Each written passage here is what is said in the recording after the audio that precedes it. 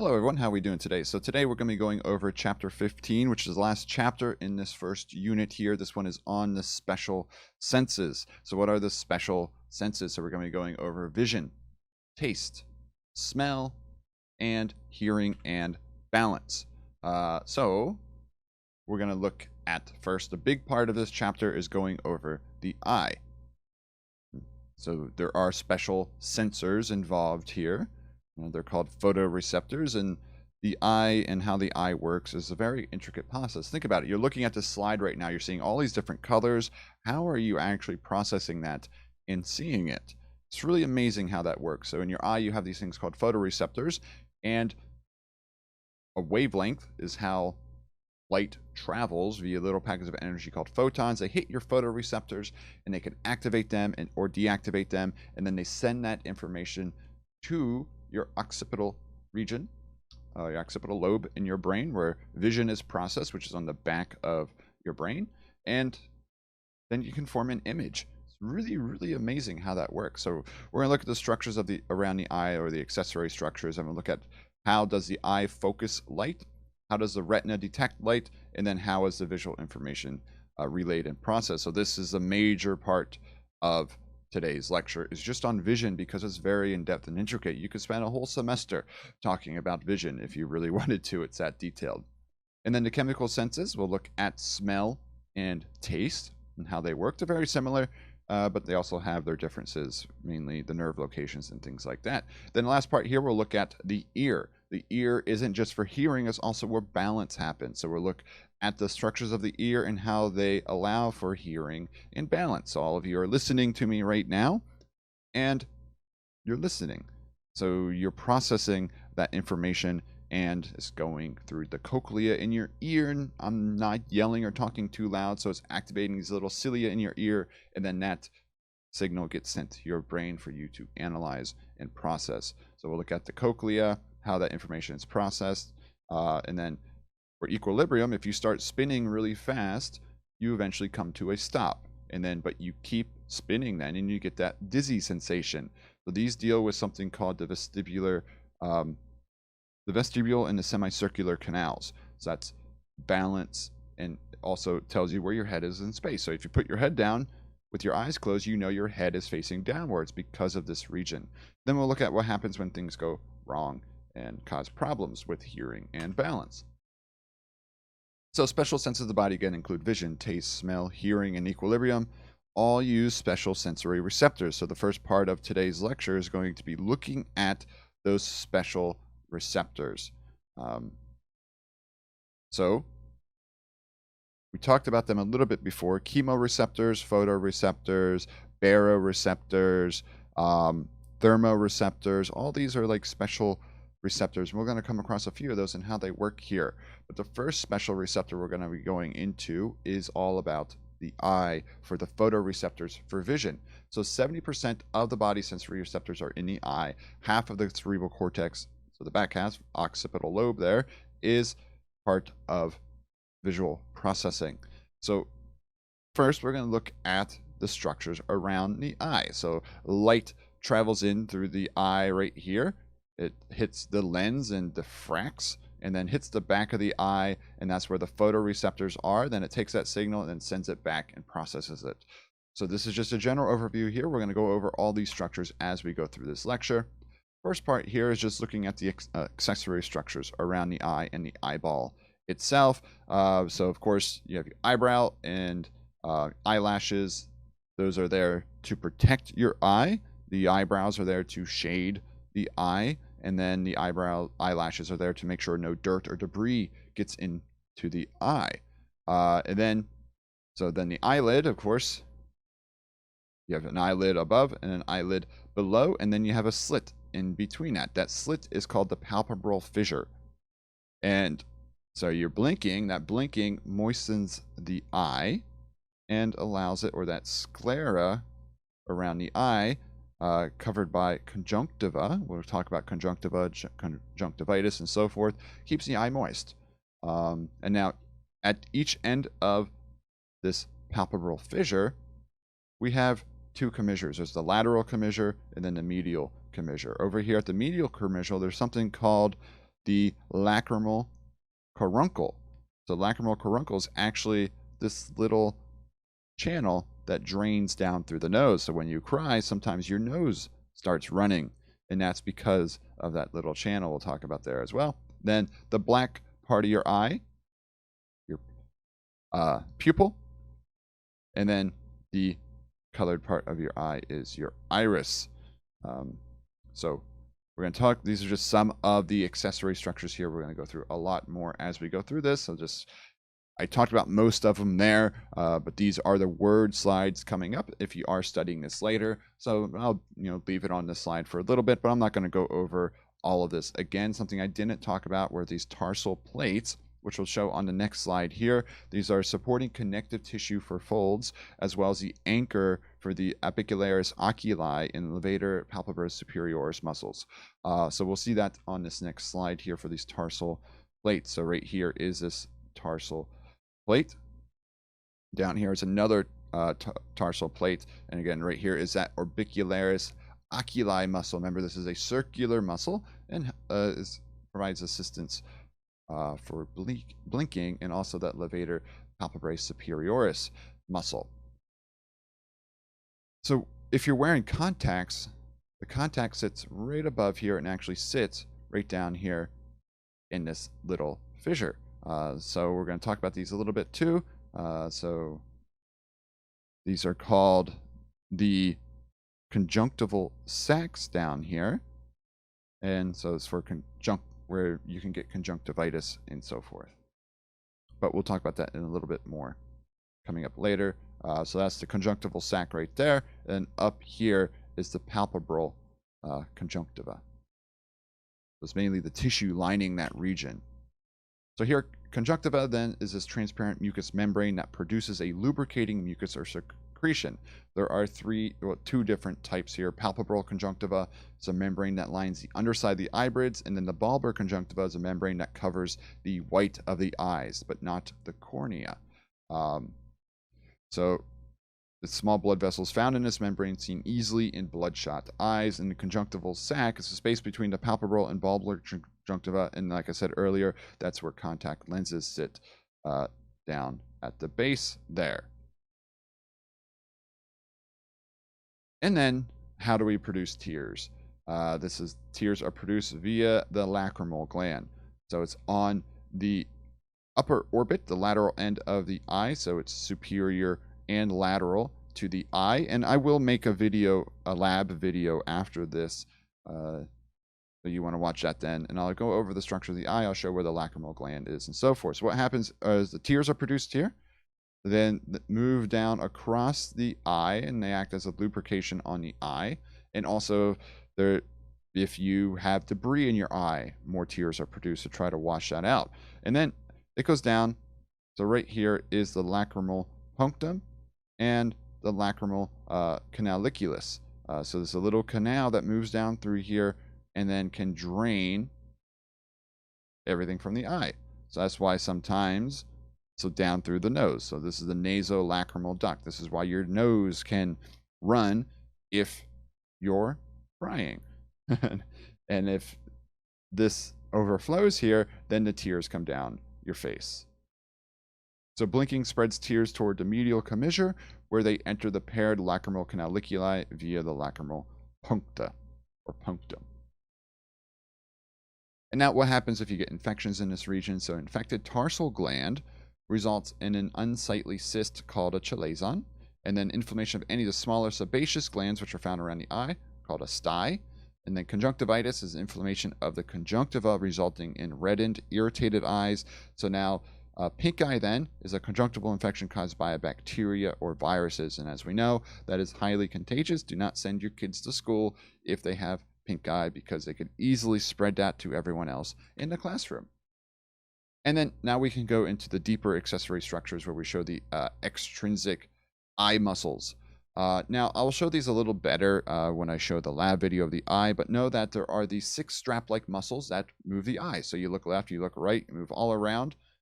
That determines the movement of the eye. So that's how this works here. And I'll show these again, and they're named based on the direction in which they move the eye. So the superior rectus muscle moves the eye superior. The lateral rectus muscle, if you contract that, moves the eye to the lateral side. And then inferior rectus, same thing. Then there's the medial rectus muscle on the other side that moves the eye to the medial aspect. So just imagine contracting these muscles and pulling them a certain direction.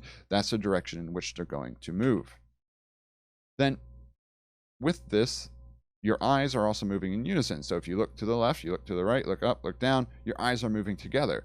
If those eyes don't match, that's when diplopia or double vision could occur. So when the movements of the external muscles of the two eyes are not perfectly coordinated.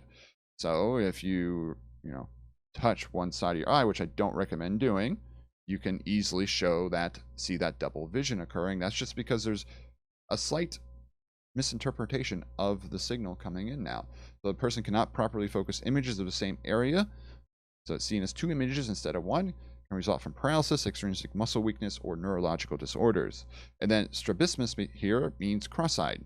It's a congenital weakness of the external eye muscle, so the eye rotates medially or laterally, and eyes may alternate focusing on objects, or only controllable eye is used. So the brain begins to disregard inputs from the deviant eye, which can lead to a lazy eye, and then become functionally blind if not treated earlier.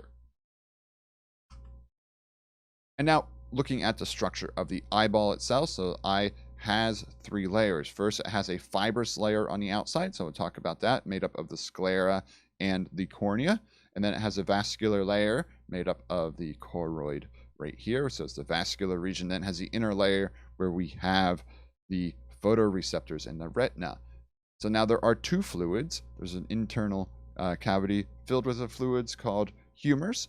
So we have the posterior segment here contains vitreous humor, which is inside, and then the anterior segment contains aqueous humor. So aqueous humor, anterior, vitreous humor is posterior. This one's the one you want to remember because A for anterior, A for aqueous humor, and then posterior, vitreous. Those ones don't match up as an easy way to remember it. But the main differences here, the aqueous humor is replenished and flows. The vitreous humor is stuck in there and stays there. And individuals with glaucoma actually have a lot of pressure pushing out because of a buildup of this vitreous humor causing that pressure increase. So as we move through here, now we can talk about these layers. First one here is the fibrous layer. Again, that's the sclera and the cornea. So the sclera is located, it's a connective tissue right here on the outside. And then the cornea, let's erase all this and just focus on this one right now. And then the cornea, so as the sclera moves around, it's white, but then as it becomes the cornea, of course, is transparent, so that the light can go through it. So the cornea is just an extension of the sclera that becomes transparent. So here is just the words that go with that. Not going to go into too much detail here. But there are, in that cornea, there are numerous pain receptors that contribute to blinking and tearing reflexes if something does affect the eye. And then the vascular layer, broken up into three parts: the choroid, the ciliary body, and the iris. So we go back to this picture here again. So we have the choroid. It's this vascularized region. You can see all the blood vessels in here. And then as we move around through, here it becomes the ciliary body then. So the ciliary body connects to this ciliary zonules, which are also known as the suspensory ligaments. So pulling of the ciliary body right here either pulls the suspensory ligaments or loosens suspensory ligaments. So that then changes the shape of the lens. And changing the shape of the lens is how you focus your vision. So the controlling of these suspensory ligaments is an important part in lens shape for focusing vision. The other part of the vascular layer here is the iris. So right there is the iris. So it's all kind of the same structure. It just changes in the spot that it's located in. But it's all the red structure here is the vascular layer. So that's what the words are saying here. So talking about the iris, and then in the middle there we have the pupil, which is the central opening that regulates the amount of light entering the eye. So, moving this up or moving this down changes the amount of light that comes in, and so forth. So close vision and bright light cause sphincter pupillae, the circular muscles around the eye to contract and pupils to constrict. Constricting pupils is parasympathetic. Dilating pupils is sympathetic. So remember those two. Dilated pupils, think about a cat. When you scare a cat, or a cat is ready to attack something, the pupils get really, really massive. That's a sympathetic response, ready for fight or flight. Whereas parasympathetic, something like you're reading, your pupils are more constricted and smaller.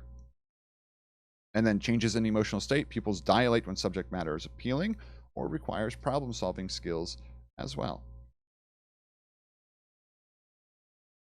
Now we get to the inner layer of the eye, and this is the retina. The retina is where the magic happens. Right here is the neural layer of the retina. Back here we have all the photoreceptors. So light actually travels to the back of the eye, hits this back region here. This is called the pigmented layer. And then it activates these photoreceptors, and the signal travels out like this. So this is light coming in. The signal then is detected there, and then it goes back out and out the optic nerve and back out. So it goes in, gets detected, comes back out, and then goes out like that. So it's not a straight line as it goes through this process, is what I'm trying to, show here. So the photoreceptors aren't on the inside surface of the retina. The photoreceptors are on the outside surface of the retina. And then there's a spot, because of this design, the optic nerve goes back like this. There's a spot in all of our eyes that has no photoreceptors. It's your blind spot, because that's where the optic nerve and vascularization exist. So kind of neat how that works. So we'll talk about that. So we're going to talk about this pigmented layer in the neural layer. So the pigmented layer here, single cell thick lining next to the choroid. And so it extends anteriorly, covering ciliary body and iris, and this is functioning to absorb light. You have a lot of high energy particles coming in to the eye, so it prevents it scattering. And also, because of the energy, you have the photoreceptors. The ends of the photoreceptors are breaking down, so there's a lot of macrophages and phagocytes back there eating those fragments and restoring them, and also stores vitamin A. So vitamin A is a very important part of vision, because it's an important part in making the part of the photoreceptor which actually changes its shape in response to light coming in.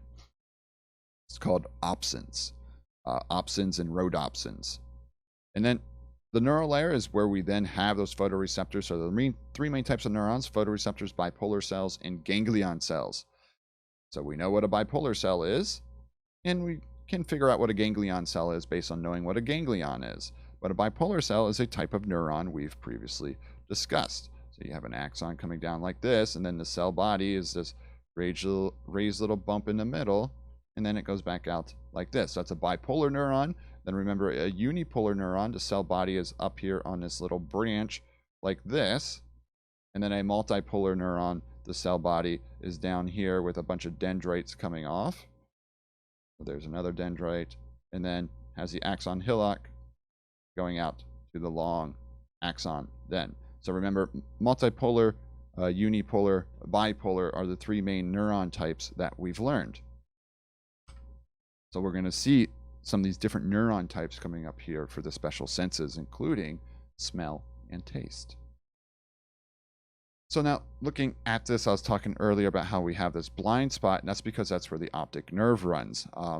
So it lacks photoreceptors, so referred to as the blind spot, and the retina has 250 million photoreceptors that are one of two types. So we have rods and we have cones. So rods are for dark vision, so seeing in the dark. Cones are for light. So cones are also color vision. So very, very important. If you can't see a certain color, it's because you're lacking a proper cone. So some people can only see two different shades. So there's red, green, blue, and you could be red, green colorblind. That means those cones aren't working properly to differentiate that color. We're going to talk about how that works. But here, this is what microscopic image. So I took this one from a tissue sample of the retina I found in the lab, just throwing it in here since we might not have a chance to look at it. But here we can see this. So back here we have the sclera. This dark line is in the pigmented area, and then right here is where we have the photoreceptors. So this is the line of photoreceptors right here. I know it's hard to see. So right there's the line of photoreceptors, and that's what's signifying this region right here. And I think in your notebooks I have you drawing this example. So come back to this part of the lecture if you are drawing this later, because this is the slide you would draw in the classroom. So right here we have the photoreceptors layer, and we have rods and cones in here. So anything that has a darker stain in this image has a nucleus. So a line of nuclei here, but then there's none right here, or very few right there. So that's actually this little region right here where there's not as many nuclei. And then we have a whole bunch of nuclei show up again, and that's actually this region of what are called bipolar cells. So we have the bipolar cells right in there, and then there could be some ganglion cells. So these are ganglion cells where they synapse, they collect the information, and then they send them out the optic nerve, and then the optic nerve would come out this way here. So these are just showing the different layers we find here. Now let's look at the pathways of communication. So these blue ones right here are the rods. This one right here is a cone. So you have way more cones than you do rods. Now let's think about what can you see better in dark light? Or, so can you see better walking through your house at night with no lights on? Or can you see better with the lights on? That's the difference between the rods and the cones. Let's look at these rods. So here's 1, 2, 3, 4, 5 rods. They all come joined together here, and they become 2 bipolar cells. So just 1, 2. So we just went from 5 to 2. And then these ones then go to 2 bipolar cells. So we lost some information in this process. So this space is now just represented by this much space there. So rods don't have as much spatial acuity. Cones, 1 cone, 1 bipolar cell, 1 ganglion. So cones are more 1-to-1.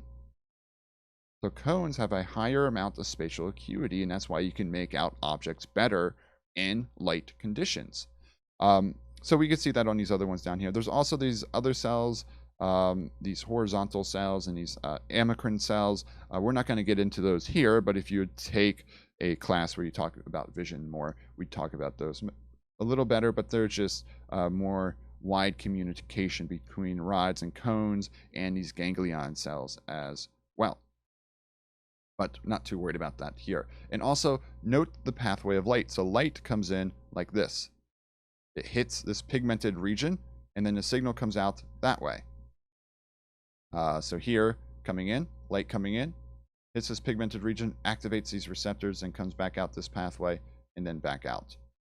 So keep that in mind, that the photoreceptors are on the outside surface, not the inside surface of the retina. So looking a little bit more here, this is a nicer image of that. So here we see the pigmented layer. Here's all the photoreceptors.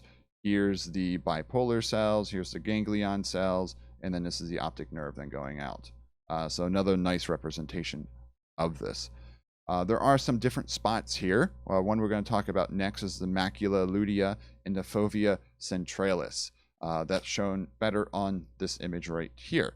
So there's an area that's all cones. So if you have a region of your eye that's all cones, it's the best light vision or visual acuity. So when you're focusing on objects, when you're reading something, you're actually focusing on this macula lutea. At the center of that macula lutea, you have the fovea centralis. Fovea centralis, tiny pit in the center that contains all cones. So it's a region with the best visual acuity. So you're focused on focusing objects on that region so you can see the best there. Now, what this image is showing, besides just that, is the vascularization of the retina. So the two sources of blood supply to the retina, one, that choroid supplies the outer third, and then there's a central artery and vein of the retina supply the inner 2/3. So right here would be the optic disc or optic nerve, and this is the vascularization coming out of that, supplying the eye.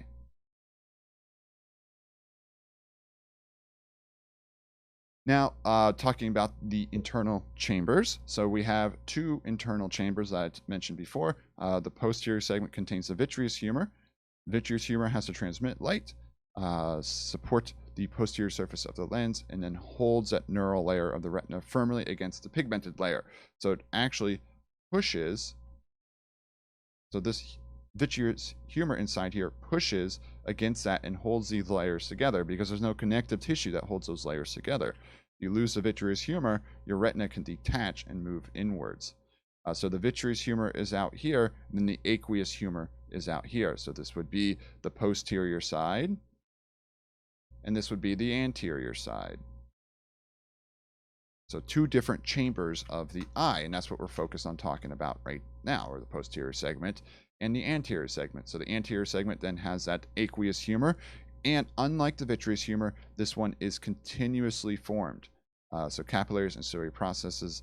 So we'll talk about how this works and how it drains. So this is supplying nutrients and oxygen to the lens and cornea, but also the retina, and removes waste. So down here, there's these ciliary processes constantly releasing this aqueous humor. So these are the suspensory ligaments, and runs up through, over the lens, out through the pupil here, then runs out and drains out the bottom of the eye. This is a scleral venous sinus, then collects in there, collects in the venous system, and then returns down through, and then can be recycled eventually as is continuously made. So this continuously is flushing that anterior chamber of the eye. Now imagine if this gets blocked. If this gets blocked, it's going to build up this region, and that's what I was talking about earlier with glaucoma. So a condition in which the drainage of the aqueous humor is blocked, causing fluid to build back up and increase pressure within the eye. So if you start building fluid up here, it causes a pressure buildup back here in the vitreous humor, which is very dangerous. So may increase the dangerous levels and compress the retina and the optic nerve, leading to blindness. Symptoms: few early signs, but late signs include seeing halos around lights and blurred vision. So something you want to pay close attention to if you're at high risk. And then the lens, we haven't talked about the structure yet, but we have to have light pass through this lens. But what is this lens? A biconvex, transparent, flexible, and it's avascular, and it can change shape depending on the pull from these suspensory ligaments. There are two regions of the lens. There's the lens epithelium and the lens fibers. Lens epithelium is the anterior region of cuboidal cells that differentiate into lens fiber cells, and the lens fibers are made of this protein called crystalline. This crystalline protein wraps around to form the delicate structure of the lens. So these fibers are continuously added, so the lens becomes more dense, convex, and less elastic with age, and that's one reason why vision deteriorates as you age. All right, so we just built the framework of the eye. Now we're going to do a crash course here on how vision works and how we actually perceive things. So all comes down to energy. So light travels. So right here, this little section here, this is the visible light region of the electromagnetic spectrum. This is just showing all the different energy levels here for electromagnetic radiation. So light travels as a wavelength, or all these different things here travel as a wavelength. Wavelength is determined by peak to peak. So light has wavelengths between 400 to 700 nanometers. We can only see in this little area. So some snakes have infrared vision because they can detect things in this region. That's why snakes can see heat signatures and things like that. So eyes only respond to these wavelengths. So how do they respond to these wavelengths? It comes down to the cones and the rods. They respond to these wavelengths of light. And that's how they then figure out the different colors you're seeing and so forth, because every color has a different wavelength. And I can show that to you on the next image here. So blue is more, the peak for blue is around 420 nanometers. Rods can detect around 500. Depends if there's too much color, they inactivate actually. Green cones are around 530. And then red cones are around 500 and 60. So this would be the visible light spectrum. This forms the rainbow that we know well. So why do we see hundreds of thousands of different shades of color, though? And this graph here shows it well. Ignore the rods part on this one. If you have a high amount of light coming in, rods actually deactivate. Well, they activate but deactivate. We'll talk about that later. So ignore this graph, this part right here. So what if you're seeing something that's orange? We don't have a orange cone. We have a red, green, and a blue cone. So what happens here, if you're seeing something around this wavelength, so this wavelength is around 625 nanometers, what it does is these cones get activated. So this is the amount of light being absorbed, percent of maximum. So these cones are able to detect around 40%. And your brain is able to perceive that 40% as a slight shade of orange. But not only do your red cones get activated, but look at your green cone curve right here. That one gets partially activated to 25%. And then blue cones don't get activated at all. And again, don't look at the rod one right here. So here, orange is this 25% plus 40% of these two cones of green cones and red cones. So the differential amounts of each of those then makes orange, and that's how you're able to perceive orange. So color that the eye perceives reflects that wavelength. Grass is green because it absorbs all colors except green. So green comes through, and that's what your eyes depict. White reflects all colors, and black absorbs all colors. And now one interesting thing, when light comes into your eye, it actually flips and inverts. So our lenses are convex, so they bend light passing through it, so the rays converge at a focal point. And when you're focusing on an object, you're focusing on that focal point. So image formed at focal point is upside down and reversed from left to right. So it's hard to see, but we can see it in this little image here. So orange is over here, it's flipped and rotated. And this is everything you're looking at right now is flipped and rotated on your retina and in your brain. Your brain then turns it the right way for you to see the vision properly. If you're looking at the purple one, it ends up over here. Blue one switches down to there. So that's how this flipping works, and because of the convex lens shape of your eye. Now, some people are far-sighted, some people are nearsighted, some people see just fine. So how do we change these focusings for distant vision? When you're looking at something in the distant, how do you change your eyes? So when you do your vision test, you stand about 20 feet away, and that's where you read all those little letters on that board.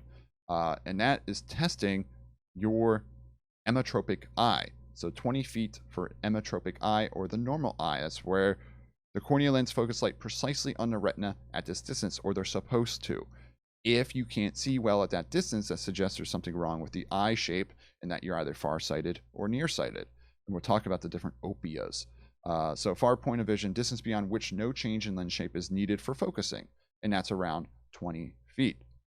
Ciliary muscles are completely relaxed in distant vision, which causes a pull on the ciliary zonules, or the suspensory ligaments. As a result, lenses are stretched flat, and then it changes the focal point on the back. And then for close vision, such as reading or anything less than 6 meters, requires the eye to make active adjustments using 3 simultaneous processes. One, you have to accommodate the lenses. So here, changing the lens shape to increase refraction. So here we see, look at this lens is more stretched. This lens is a little bulkier and fatter, not fattier. And then, so presbyopia is a loss of accommodation over age of 50. So not only can the lens begin to deteriorate and become less transparent, you can also have presbyopia here as well. So, and then there's constriction of the pupils. Constricting the pupils is trying to, decrease the amount of light coming in to focus on a particular object, and then convergence of the eyeballs onto that particular object is required as well. Now, some problems associated with vision. Here's myopia, hyperopia, and astigmatism. So myopia is nearsightedness. Hyperopia is farsightedness. Myopia is when the eyeball is too long. Hyperopia is when the eyeball is too short, and astigmatism is when each eye is different. So unequal curvatures in different parts of the cornea or lens and this can be corrected with ground lenses or laser procedures. So now looking at hyperopia versus myopia, or a myopic eye versus a hyperopic eye. Here, normal vision, light comes in on the focal point. This is the emmetropic or normal eye. Looking at a myopic eye, remember eyeball is too long, so the focal point is supposed to be right here, so your vision is blurred back there because the focal point no longer lines up. Now this is then corrected with a concave lens. If you have a concave lens, it spreads out that input just a little bit so that now the focal point is on the back of the eye. So you're increasing the length of the focal point. And then a hyperopic eye, this is farsightedness, uses a convex lens. A convex lens pinpoints it down a little bit more and changes the original direction of the light coming through, and then that makes it focus at the shorter read. You want to focus there, but the eyeball's too short. And this can happen. This is normal. And we have corrective lenses to fix it. Next part I wanted to talk about here is the actual process of phototransduction. This can get pretty deep, but I'm just going to do a general overview of it, just how it sends the signal and how we see. So these photoreceptors are activated from this light energy that's coming in, and then it has to send that signal out. So if we go ahead here, a photoreceptor, this is what a zoomed in version of a photoreceptor right here would be a cone, and then right here is a rod. So looking at the rod, we have this outer segment. Looking at a cone, we have an outer segment right here as well. Then there's a little connection that connects it. These are little connecting cilia that now connects it to the inner segment. The inner segment has a lot of mitochondria in there, a lot of energy is being released because this outer segment is constantly being broken down. So right here, all this energy that's being transmitted out here is breaking this down. So it's constantly repairing this and keeping it maintained. So discs are being phagocytized. So all these little layers in here, we see these little layers forming. These are all discs. And within these discs, we have all the photoreceptors sitting. So when light comes in, if it activates these photoreceptors, they then send the signal or whatever that response would be down through here. It then goes down through this outer fiber, goes through the rod cell body, and then synapses to wherever it synapses. So the vision is maintained because the outer segment is renewed every 24 hours. So that's why there's so much mitochondria in here, remaking that outer segment constantly.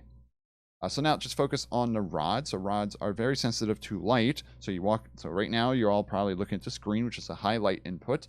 So making them best suited for night vision and peripheral vision. So they contain a single pigment. So vision is perceived in gray tones only. And these pathways converge, causing fuzzy, distinct images. So as many as 100 rods may converge into one ganglion, where cones are usually more 1-to-1. But these react very slowly. Think about being in your room and then you turn all the lights out. You can't see. But then about 5 to 10 minutes, eventually you can see much better and everything comes into focus. Now have all the lights out and turn all the lights on. Yes, everything is dark for a second. You're squinting and so forth. You're trying to reduce the amount of light coming in, but you adapt to that new environment much faster. So you can see in that light much sooner.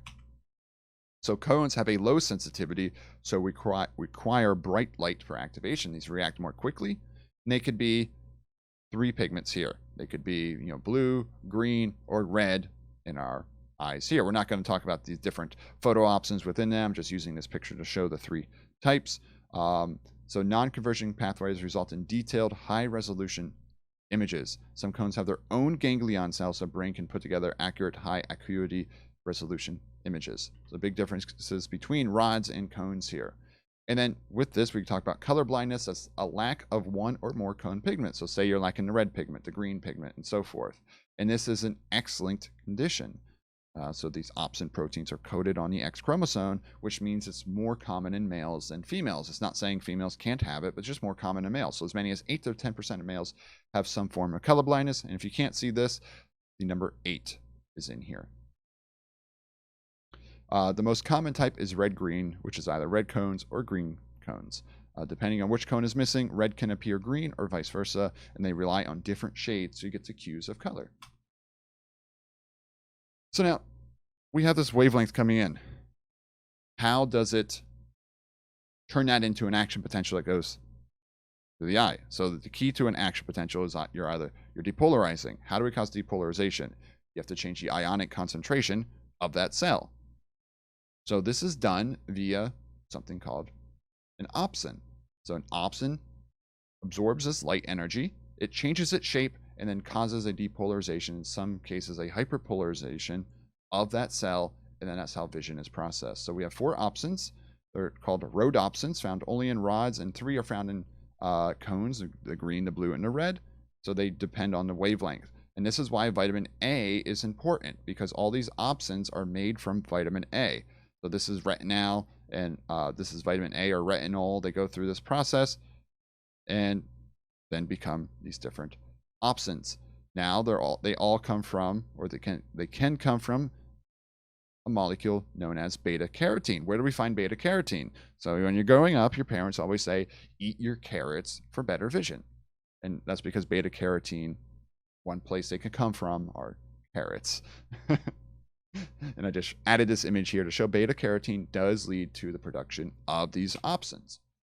So now the phototransduction is the technical term for turning that photo wavelength, that photon, and transducing it into an electrical signal. And so it captures the light and then goes through.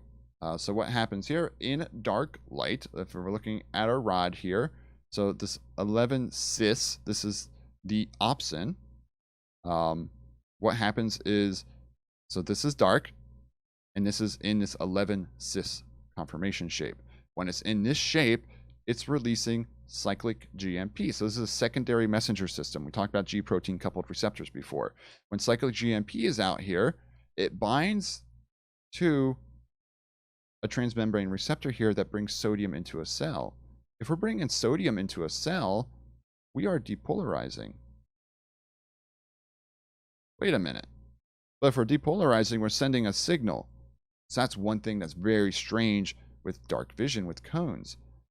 It actually perceives no light as a signal. And then so an action potential travels down through here and releases glutamate at the synapse, and then that goes to the next neuron. So glutamate is a neurotransmitter. So that then goes to those unipolar cells. It gets pretty confusing here. I'm not going to examine you specifically on this process, but it's really interesting to see how this works. And we're just going to talk about the rods. And then when light hits the rods, they inactivate. How do they inactivate? So this turns that opsin protein to something known as all trans, which then stops production of cyclic GMP. If there's no cyclic GMP, no sodium gets into the cell, and that causes hyperpolarization. So you don't get any release of neurotransmitter from this cell. So what happens then? So if we release, so this is light in the dark, so no light coming in, or very little light coming in. We release glutamate here. Glutamate goes to this cell, and it actually causes an IPSP. What's an IPSP? An inhibitory postsynaptic potential. Remember, neurotransmitters can be excitatory or inhibitory. So we get an EPSP, or an excitatory potential, in dark, converts it into an IPSP, and then no neurotransmitter is sent out of this bipolar cell. So this ganglion cell never receives anything. And when this never receives anything, so it doesn't send any action potential, your brain then perceives that as dark vision. Whereas, let's say light comes in, activates this, stops the release here. So this would then be an IPSP in light conditions. Then no release here actually causes an EPSP in the bipolar cells, releases neurotransmitter. Then we get an EPSP down here in the ganglion cell, whereas over here is an IPSP. And then this releases signal. I know, it's confusing, but I just wanted to bring it in as food for thought because it's kind of cool how it works. So it's not always an action potential that creates, a process to work. Sometimes the lack of an action potential is perceived as something. And we're going to talk about that more with hearing and balance as well. It's definitely balance. Sometimes the lack of a signal, especially in balance, can be perceived as something going on. So I talked about the light and dark adaptation. So if you turn all lights off right now, it takes you a little bit to see in the dark, whereas turning all the lights on, you can adapt to that pretty quickly. So walking outside, walking inside, and things like that. When moving from darkness to bright, we see a glare because both rods and cones are strongly stimulated, and a large amount of pigments are broken down instantaneously, producing that glare, and the pupils are constricting to try to get that glare down. But then over 5 to 10 minutes, it all comes and adapts. Whereas dark adaptation takes 20 to 30 minutes. Now, why do I have a pirate here wearing an eye patch? So there's the fun theory or hypothesis that pirates who have good eyes wear an eye patch so that when they go below deck on the pirate ship, they can just switch the eye patch to the other eye and they have an eye that has good vision. It's already adapted to the dark. So I just threw that little aside in here. And then the last little part here for vision before we take a break is this processing and relaying of visual information. So these axons, retinal ganglion cells, form that optic nerve. They then go back this complex track that's in all these words here. I'm just going to go to the next image and look at it. So when you're looking ahead, some of your vision is on the left side, some is on the right. So now don't get confused by this. This brain is flipped over and then cut in half. So this is the right eye and this is the left eye. So here would be right vision. So blue is right vision. So this can only get information from over there on the right side. This comes back and crosses. This little crossing point right here is, if you remember the skeletal system in the bones of the skull, there's a bone there called the sphenoid bone. Within that sphenoid bone, there's a region called the sella turcica. That is where the optic chiasma is. And that's a crossing of this vision. So here, right side, summation goes back through here.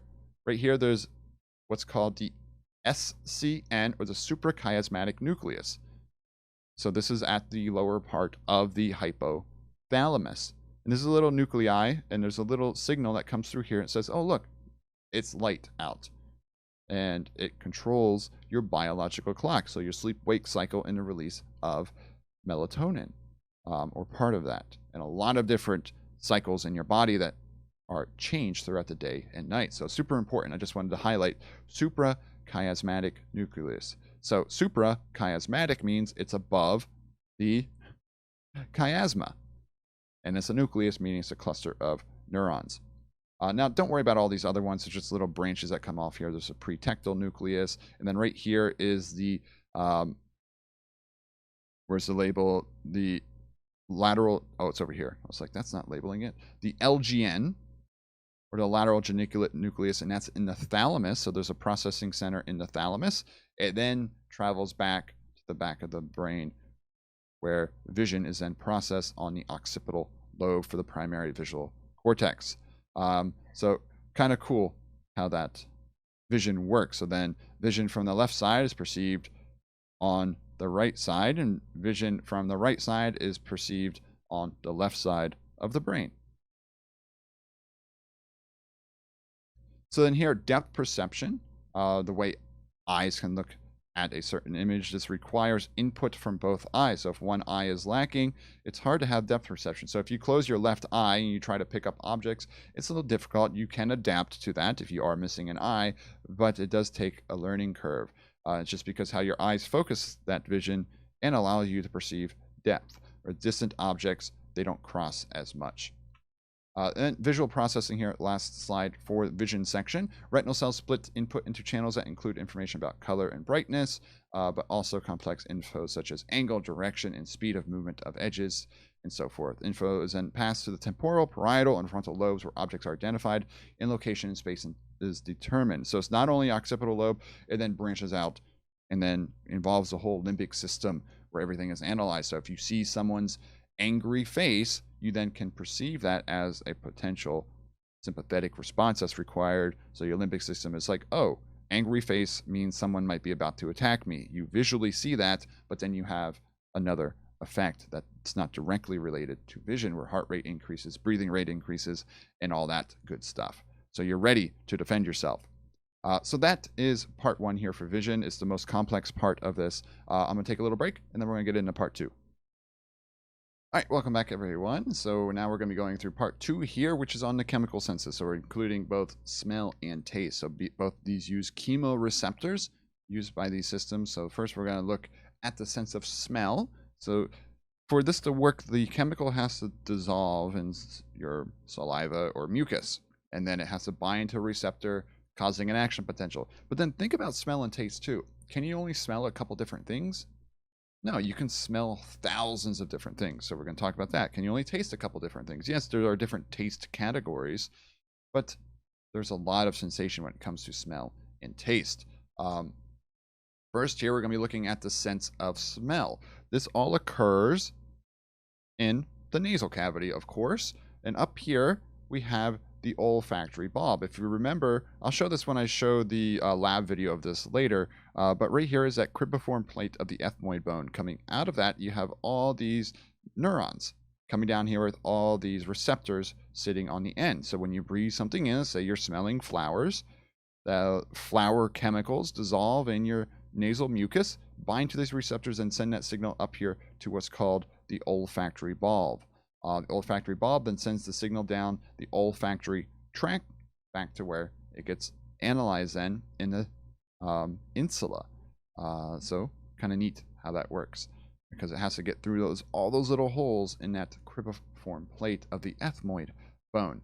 So there are some supporting cells around it. So let's look a little closer here. So this is one channel in that cribriform plate of the ethmoid bone. And then up here is that olfactory bulb. Within that olfactory bulb, we have some different neurons as well. But let's start out here where the smell comes in. So their chemical comes in, dissolves in the mucus, and then within this, we have the receptors are on the ends of these cells. These, remember, we have some unique cells here, so there might be a question, what type of neuron is involved in smell? And here, this is a bipolar, not a unipolar, a bipolar neuron. Right there's a cell body, right there's an axon, and right there's an axon. So this is a bipolar neuron. Activates down here, sends that signal up through, and then different neurons can then combine on the same glomeruli. So glomeruli, that word in Latin literally means a ball of yarn. So this sensory region here kind of looks like a ball of yarn. So different receptors can come through, synapse there, and then it outputs onto something called a mitral cell. So this is pretty much a multipolar neuron, but just gets a special name, the mitral cell, because this little extension is slightly longer, but it does have all these dendritic endings on it still. So then it comes out, sublimates, then all connects together in the olfactory tract, and then goes back for processing. So, but we have a whole bunch of sensations of smells. There's also olfactory glands here. So these are releasing the mucus that then comes out this duct into that network, because these chemicals have to dissolve in that. We have to replace a lot of these cells too. So there's some olfactory stem cells here that are growing new things. So olfactory neurons, unlike other neurons, have stem cells that give rise to new neurons every 30 to 60 days, which is kind of cool. So now, how do we interpret different smells? So smells may contain hundreds of different odorants, and that's what's unique about a smell. It's not just one molecule, one smell. So humans have 400 smell genes active in the nose. So each encodes a unique receptor protein which responds to one or more odors. So 400 smell genes. That's 400 different receptors can bind to a different chemical. They can bind to multiple receptors. So one smell odor can bind to multiple receptors or just one. Your brain can interpret that as a specific smell. It can also bind at different proportions to that receptor. Some can easily bind, some can bind not as strong. And that's how you can perceive the smell. So each odor binds to several different receptors, and then each receptor has one type of receptor protein. And then there are also pain and temperature receptors there as well, and they respond to irritants such as ammonia and can smell hot or cold, chili peppers, menthol, and so forth. So things that you might want to avoid. So this is just looking at various musk odorants, so and how they can bind to this one human musk receptor or 5-AN. You don't have to know what this is. It's just a random image I found that depicted this pretty well. So these are all different molecules of musk or cologne. So these ones bind very strongly, can contribute to a much stronger odor, or I guess in this case it would be a better smell. I don't know. And then these ones down here don't bind as strong to this receptor, so they don't send as strong of a signal. So, like I said earlier, in order to smell a substance, it must be volatile, meaning it dissolves after being in that gaseous state. So it's in gaseous state, you breathe it in, and then it dissolves, and then you can do it. So dissolved odorants bind to receptor proteins in the olfactory cilium membrane. So they open cation channels. If you open cation channels, you depolarize, and it's fire and action potential. So it then sends a signal. Filaments in the olfactory nerve synapse with mitral cells, and then that goes down the olfactory bulb. And then we had those glomeruli. So this is just the words we talked about on that main image before. So then what happens if you lose smell? This is called anosmias. So olfactory disorders most result from head injuries that tear olfactory nerves, after effects of nasal cavity inflammation, and neurological disorders such as Parkinson's disease and so forth. In the current coronavirus, COVID-19, there has been some research done that where people have lost their sense of smell. So there's been a link to this as well recently. And then also you can have some olfactory hallucinations. It's usually caused by temporal lobe epilepsy. Involves the olfactory cortex. So some people have olfactory auras prior to epileptic seizure. So they can smell something right before a seizure. So it can be a sign, and they can know to get on the ground, protect themselves, and so forth. And now, continuing with that is now the sense of taste. Again, these are chemoreceptors again. And this sense of taste comes in these via taste buds. Now, everyone there's always a general misconception about taste buds. A taste bud is not the actual, taste buds aren't the bumps on your tongue. Not the bumps on your tongue or the back of the tongue. Taste buds are actually, so those are called a papilla, those little bumps. And then they get different names based on where they come from. They could be the valate papilla, which are these ones here, or the foliate papilla, and then there's the fungiform papilla. So these little raised lesions. Now, they have a little indentation that comes down through here. Taste buds are then lining that. So one bump on your tongue has hundreds of thousands of taste buds within them. Taste buds are the little receptors. So keep in mind that a taste bud is not the same as the bumps on your tongue. So this is then what a taste bud looks like. So the chemicals are out here dissolved in the saliva. They then come through here, this little taste pore, and these little gustatory hair cells then bring these chemicals down through and then can activate the signal down through here and then send that signal out. I believe in your workbooks I have you draw a taste bud. And I have an image of one coming up on the slide, which is technically the one that you would draw in the classroom from a slide I found in the room and that we use to look at in the microscope. So here, just showing how this works. So these dendritic cells coiled around these gustatory epithelial cells send taste signals to the brain. Then 3 types of gustatory epithelial cells. One releases serotonin, others lack synaptic vessels, but one releases ATP as a neurotransmitter, so kind of cool. And then there are basal epithelial cells. These ones down here, these divide and create new ones. Divide every 7 to 10 days. So then this is that image that I have from a microscope in the lab. So here we see the taste pore, well, the indent of, or the fissure of the taste bud coming down through. Then here is the papilla, so raising out that way. And then the individual taste buds are then lining this region down through here. They then take their signals and then send it out through here, where it then goes to the down the olfactory or gustatory, not olfactory, the gustatory tract. So there are 5 taste sensations. So, some taste sweet, sour, salty, bitter, and umami. But ever think about what causes different sensations? It's the different chemicals involved. So sweet includes sugars, saccharin, alcohol, some amino acids, and some lead salts. Sour is due to hydrogen ions in solution. So something that has a high pH will come off as sour. And metal ions, salty, so sodium chloride, salt. So metal ions, inorganic salt, sodium chloride, tastes the saltiest, of course.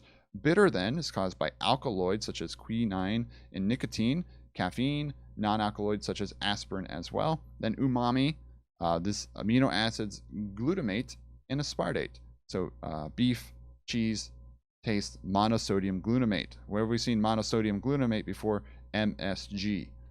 So when you see packages that say contain no MSG, all it is a glutamate with a sodium. So it's just a saltier glutamate, which is just a simple amino acid. So MSG is mainly just dangerous for you because of that increased salt that it comes with. Glutamate itself is relatively harmless at normal concentrations. So people add MSG to give that umami taste, and it also adds that salty taste. It's a combination of each, which is, some people enjoy. So that's what monosodium glutamate is. So it's not, as monosodium glutamate sounds like a dangerous word, but it's not as dangerous as you think. Just everything in moderation. Water can kill you too if you drink too much of it. So same thing, monosodium glutamate. You can easily add too much, and then you're more worried about the salt concentrations and then the glutamate concentrations. And then there's possible 6 tastes as well, and that's for lipids. So it can taste long-chain fatty acids, perhaps explain a likening of fatty foods. And then taste likes and dislikes have, we all like and dislike certain tastes. So, but then we all have some general perceptions as well. So it can also prevent us from eating harmful substances. So think about how taste might have evolved. Think about things that were sour or bitter. It could suggest that whatever you're eating is spoiled and could be harmful if you swallowed. So dislike for sourness and bitterness is a protective way of warning us if something is spoiled or poisonous. So to be able to taste the chemical, though, it must be dissolved in saliva, diffuse into the taste pore, and contact the gustatory hairs. So activation of these taste receptors, we have the different papillae, different regions here, then send the signals back. Remember, there are 3 nerves involved with taste. There's the glossopharyngeal nerve, the facial nerve, and the vagus nerve. All then send the signals back here to the medulla oblongata, or what's known as the solitary nucleus, and send the signals up to the thalamus, and then the gustatory cortex in the insula. Now, another thing that can happen with taste is adaptation. So these cells can adapt in 3 to 5 seconds, with complete adaptation in 1 to 5 minutes. That's your first bite of steak or whatever you're eating is amazing. And then eventually that all goes away. That's why if you ever do fine dining, they have these, intermediate courses for cleansing your palate so that the next bite you take is completely refreshed and you can get more of a taste sensation for that next taste of whatever that food might be. And that's because of this adaptation effect. Kind of fun to think about. How eating and what we eat and the taste of what we eat can be broken down as a science. And all that, culinary fine dining stuff isn't made up. There's a lot of science behind what they're doing there. Now, important rules of taste, triggering reflexes. So as soon as you start eating something and tasting it, you start increasing more saliva and start increasing more secretion of gastric juices. And if it's something nasty, would initiate gagging or reflexive vomiting. Taste is also 80% smell. So if you've ever been sick and your nasal cavities have been blocked, food tastes very bland. And also, this is something you think about when choosing the chalice of your choice for drinking a beverage. So you notice there's all these weird shapes of wine glasses and beer glasses and whatnot. And that is because some have an aroma. And the shape of the glass can hold the aroma in the top of the glass so that when you take a sip, your nose hits that aroma. So not only are you getting the taste of the beverage, you're also getting the smell of that beverage. So it's really important to combine the two if you're into that stuff. And you might learn that if you go on like tasting tours or whatever at some point in your life. So the mouth also contains thermoreceptors, mechanoreceptors, and nociceptors. So temperature and texture enhance or detract from taste as well. So textures in that taste, that crunch and whatnot can change things. And spicy hot foods actually excite nociceptors, which are pain receptors. So some can enjoy that and some don't prefer it. But yeah, spicy is actually a pain sensation. Okay, the rest of this, we're talking about the ear. Ear is also complex, but not quite as complex as the eye. Ear does two important things. Of course, hearing. You're all hearing me right now, unless you mute me, using your cochlea. You're all sitting in your chairs or in your beds, and that's your semicircular canals in your vestibule telling you where you are in space. If you're asleep right now, your head is angled downwards, and your brain knows your head is angled downwards. If you close your eyes, you know where your head is in space, whether it's forward, it's back, it's left, or it's right. It's because of this inner ear structure. So first here, the external or outer ear is just hearing only. Includes your ear, which is your auricle or your pinna, helix, lobule. We're not going to go into too much detail in that. But then here we have the external acoustic meatus. So I'll talk about it a little bit more when I make the video for the structure of the ear model we have in the classroom. So that's all external ear. Middle ear then houses this membrane right here. So sound waves come in.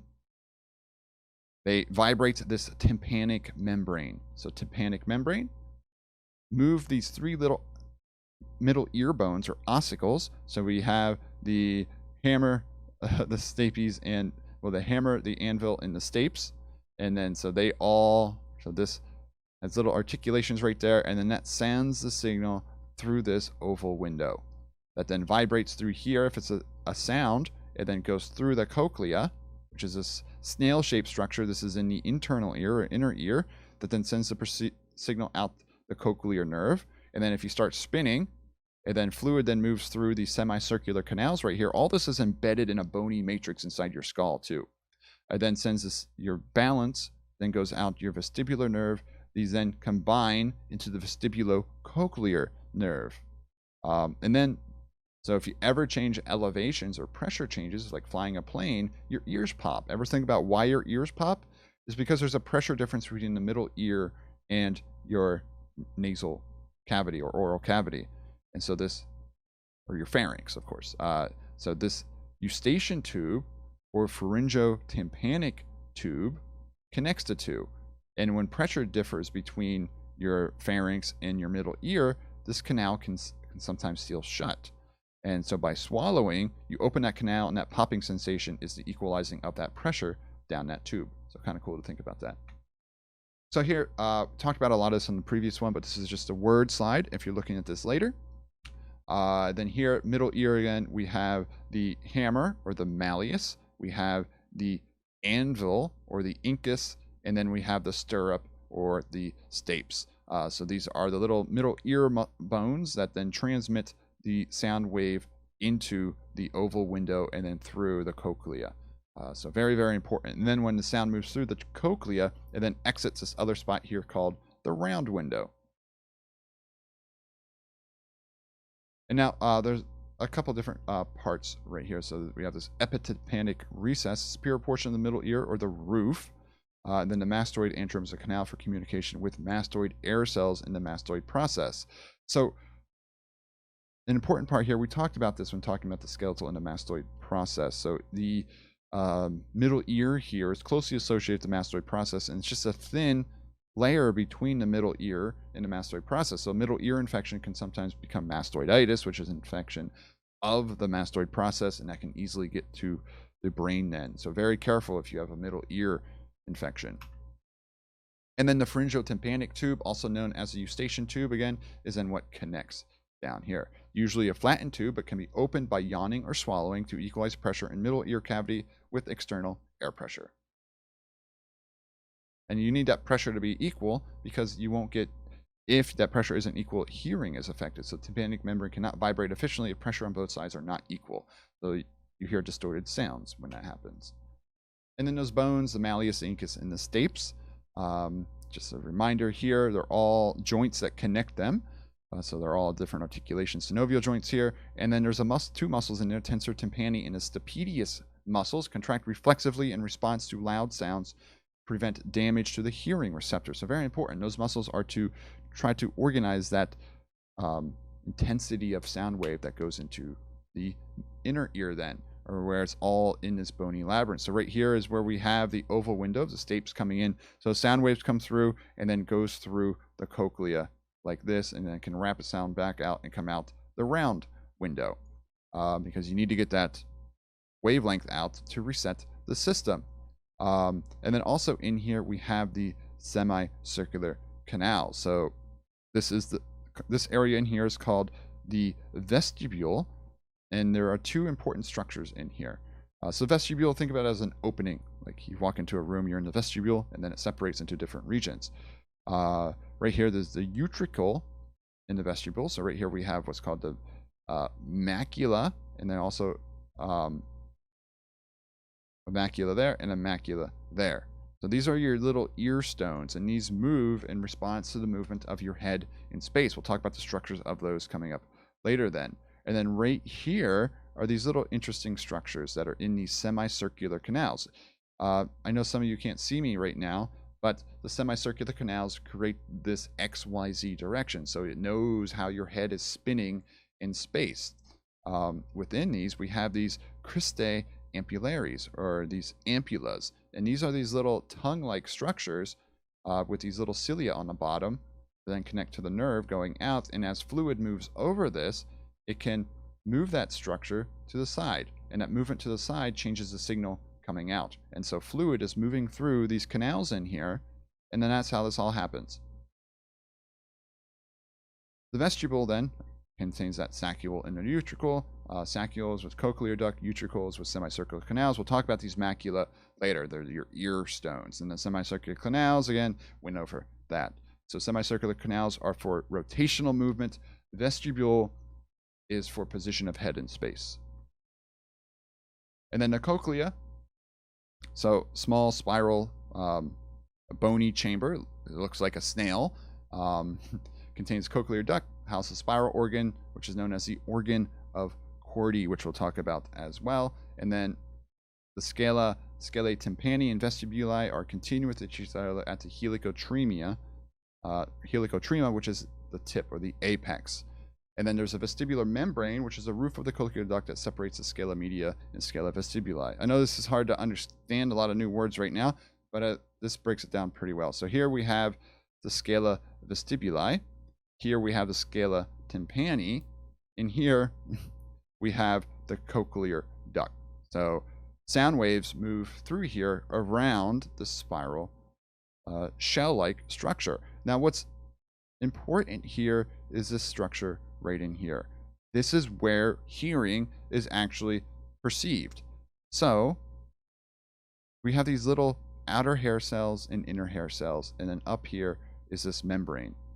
So this membrane is called the tectorial membrane.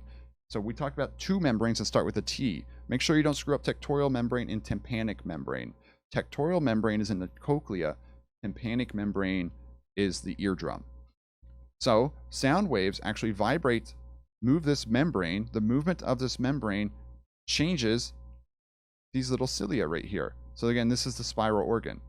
These little cilia move, and the movement of those cilia send a signal down the cochlear nerve. Now, one interesting thing about the cochlear nerve, it does have a small amount of motor output. So if this is vibrating too much, it actually strengthens this region down here and prevents the cilia from moving as much to prevent damage of these little cilia. So we'll talk about that difference coming up as well. But this whole region right in here, this is then known as the basilar membrane, and that supports that organ. So kind of neat how this all works. So the spiral organ contains these little cochlear hair cells, and this is, we can see this row of, this is an SEM image of this. We can see this hairs of the outer hair cell and then inner hair cell. This is if that tectorial membrane was removed. So here we see these hair cells kind of attached to that tectorial membrane. So the vibration of this membrane vibrates those hair cells and then can move the signal out. So this is the cochlear nerve. It's part of the vestibulocochlear nerve. So these little hairs are also known as stereocilia. So now how we perceive sound, I've talked about this wave moving through. Remember, sound moves as a wave. So if you bang two rocks together in a swimming pool, you can kind of hear that wave. Or if you're outside that swimming pool, it sounds slightly differently. So just we have to go over a couple properties of sound to understand, frequency, amplitude, how we talk about sound in terms of hearing. So frequency, though, is the number of waves that pass by a given point in time. So if it's faster, it's a higher frequency. So in humans, this is termed hertz. So that's waves per second. So 20 to 20,000 hertz is the frequency. If it's too slow of a frequency, your cochlea can't pick it up. If it's too fast of a frequency, you can't pick it up either. So then this relates to pitch and quality. Pitch is a perception of different frequencies, and quality is a characteristic of those sounds. And then amplitude. So this is one big difference between sound waves and looking at an action potential. Amplitude of an action potential never changed. Amplitude of a sound wave does change, and that is how loud it is. So amplitude is perceived by loudness. So if you have a sound wave like this, it's not going to be too loud. But if you have a sound wave like this, it's going to be much louder. This is then measured in decibels. Normal range for us is 0 to 120 decibels. Threshold of pain is about 120. Severe hearing loss can occur with prolonged exposure above 90 decibels. You risk rupturing your eardrum, and you also risk destroying those stereocilia found in your cochlea. So here, how the sound wave moves through, gets transmitted through the ossicles here, then moves through, and then can jump around. So here, sounds with frequencies below hearing travel through the helicotrema and do not excite hair cells, but sounds in the hearing range go through the cochlear duct, vibrating the basilar membrane and affecting hair cells. So here is where sound is perceived. Here, sound is not perceived. It just goes through and fizzles out. Here, it actually passes through a certain region. So this is how I like to represent this. You unroll the cochlea, and how it perceives different wavelengths is because there are different hair cells as we go down through. So at the base down here, right where you enter, the stereocilia are short and stiff fibers, so it takes a higher energy sound, a higher pitch sound down here, whereas over here, it would be a low pitch sound. It doesn't require as much energy to move those fibers. So kind of cool how that works. So now the outer hair cells of the outer row are efferent neurons that convey messages from the brain to your ear. So remember when we talked about the cranial nerve, I said there is a little bit of output from the brain. So outer hair cells can contract and stretch, which changes the stiffness of the basilar membrane. It serves two functions: increase the fine tuning. So if you're hearing something at very low quality, you kind of like sometimes, squint a little bit and listen a little deeper. So you're actually fine tuning that and trying to activate those hair cells by amplifying the motion of the basilar membrane. And if it's too loud, you're also protecting the inner hair cells from loud noises by decreasing that motion. So two important functions of this. And then here, looking at the auditory pathway, remember this is all determined then in your temporal lobe. So it comes back through, so this is then the vestibular cochlear nerve. It goes through this spiral ganglion. You don't have to worry about these ganglions, and comes back through the cochlear nuclei. There's another nuclei, so the superior olivary nucleus. This is in the medulla oblongata here. And then comes up through, can separate and go to different sides.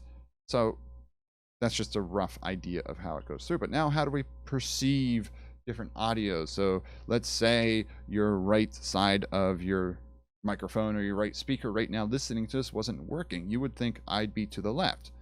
If they're both working, I'm kind of perceived in the center because both your ears are hearing the input at the same time.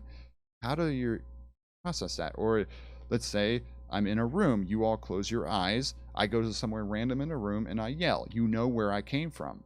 But if one ear wasn't working, it'd be a little bit more difficult to just detect where that localization is. So let's talk about these different processing events. One is perception of pitch. Impulses from hair cells in different positions along the basilar membrane are interpreted as the brain as specific pitches. This is important in music and things like that. Loudness is then determined by the brain as an increase in number of action potentials that result when the hair cells experience larger deflections. So a larger deflection fires more action potentials in a fast sense. A shorter deflection, so if this is the hair cell, would fire fewer action potentials. And your brain perceives that differences in action potentials being sent. Localization then depends on relative intensity and relative timing of sound waves to each one ear. So if the sound is coming from this side, it would reach the right ear just a couple milliseconds sooner than the left ear. And that little time difference is able to be perceived by where that sound is coming from. So if you lose hearing in one ear, you have a higher difficulty in localization of sound. So then so that was hearing. Next part here is all about equilibrium, balance. So various movements of the head. And this is a fun little physiological process here. So we have vestibular receptors monitoring static equilibrium, and then the semicircular canal receptors monitor dynamic equilibrium. So here the maculae are our ear stones, or the otoliths are the actual ear stones here. So what happens is we have these stereocilia, just like we have in the cochlea. They're sitting on this otolith membrane. They're embedded in this otolith membrane. But this otolith membrane has these pretty much rocks in them. These are called otoliths, or they're made of calcium carbonate. So called your ear stones. And so this all sits on this structure here. And so there's a macula of the utricle and a macula of the saccule. So if your head changes its position in space, so this monitors linear acceleration. So if you think about slamming on the gas, your head goes back a little bit. These ear stones would move back a little bit. So like this one right here. So that mass would push backwards, change the shape of those cilia, and it actually fires fewer action potentials, and that fewer action potentials tells your brain your head is moving back. Now you slam on the brakes, and these ear stones slam forward. That fires a ton of action potentials when the cilia are facing that direction compared to that direction. That then tells your brain your head is forward. And then just sitting at rest in normal position, gravity is pushing down, and you fire a basal level of action potentials, and that tells your brain where your head is in space. So here, like I said, the number of action potentials sent can be interpreted differently by your brain. So kind of really neat how that works. And then in our semicircular canals, remember we have these ampulla, or here the crista ampullaris. So kind of similar feature here. We have these little stereocilia in here. Or sometimes a hair bundle is referred to as a stereocilia plus a kinocilium, which is a little strengthening fiber. But these hair cells stick up through here. This is like this little tongue that then sticks up through here. Endolymph is moving through these semicircular canals as you're spinning in space. So imagine starting to spin around. Fluid would be moving through, and then this would go that way. It would angle, and just like all the other things we talked about, moving these stereocilia here causes an action potential to go out. So this is what these little ampulla, or these ampullary cupulas, look like. Little raised grooves here. So this is a kind of cool SEM image of this. So the fluid will move through here, move that, and change its direction. So again, this is rotational movement. That's what this looks like then. Is, figure skaters spin a lot. So it's a good example here. So we have fluid moving through here. Well, fluid is just sitting there at rest. So the cupula stands upright. And then here's the vestibular nerve coming at the bottom. And then here, we start spinning, and this is flowing the endolymph over that, and we bend it. So it moves inside, and then the cilia then bend as well. And so bending hairs in the cristae causes depolarization. Rapid impulses reach the brain at a faster rate. Bending them in the opposite direction then causes hyperpolarization, so fewer impulses reach the brain. So whether there's more or less, it tells you if you're spinning left or right. But now imagine coming to a stop. When you stop, the fluid is still movement and comes back the other way, and so that's why you feel dizzy. So you think your head is straight in space, but your fluid is still moving in the semicircular canals, and that's that dizzy sensation that you get. Now, how many of you have ever gotten motion sickness, or more inclined to get motion sickness when going on a boat? Ever think about why that works or how that works? So this is when all these sensory inputs are mismatched. So you have your vestibular receptors, your visual receptors, and somatic receptors in your muscle and tendon ligaments. So here, Your vestibular receptors are monitoring balance. You feel the boat going back and forth. But your visual receptors don't match. And your somatic receptors are moving to maintain your weight. But the boat is relatively stable. So your brain perceives this as more rotation and spinning and can make you nauseous. So cerebellum is then processing that, and it always goes through this vestibular nuclei in the brainstem. And so the oculomotor nerve, watching eye movements, and the spinal motor nerve, so neck, limb, and trunk movements. So responses by the central nervous system provide fast reflexive control of muscles serving the eyes, neck, limbs, and trunks. So all this comes down to is, how do you get over motion sickness? They say the worst place to be is inside the boat. Why? Because when you're inside the boat, you're moving, but the boat, your vision sees like the table in front of you as not moving. So your body thinks you're moving, but your vision is like, oh, I'm fine. So they say the best way to get over motion sickness is to go out and hold on to the railings on the side of the boat and look at the horizon. Because as the boat moves or horizon move, and your vision tries to match your balance. And that can get over it. And also if you vomit, you don't vomit in the boat, you can vomit over the railing, and it helps keep the boat clean. That's also another important part about that. But if you are going on a boat and you do get motion sickness, you can get treatment with anti-motion drugs that depress vestibular input, such as meclizine and scopolamine. The Dramamine, any of that stuff, you can take it and it depresses that system, or the vestibular input exactly is what's connected to the most. And then a little bit here about homeostatic imbalances. So deafness can be caused by conduction deafness, which is blocked sound conduction to the fluids of internal ear, impacted earwax, perforated eardrum, otitis media, which is an inflammation in the middle ear, or otosclerosis of the ossicles could happen as well. And then neural deafness, or sensory neural deafness, sorry, getting tongue-tied, damage to the neural structures at any point from the cochlear hair cells to the auditory cortical cells, typically from gradual hair cells. And then there's also vertigo.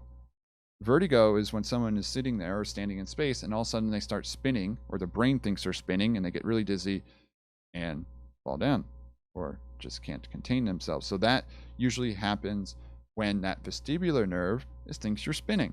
So it's a failure of that vestibular nerve to work correctly. And the last one here is about tinnitus. This is that ringing sensation you hear. So if you go to a concert, very loud concert or loud gathering, you get home, you're trying to sleep, and you hear a ringing sound in your ear. That's because you actually damaged your cilia from those large sound, and so they're still firing. You hear that ringing sensation.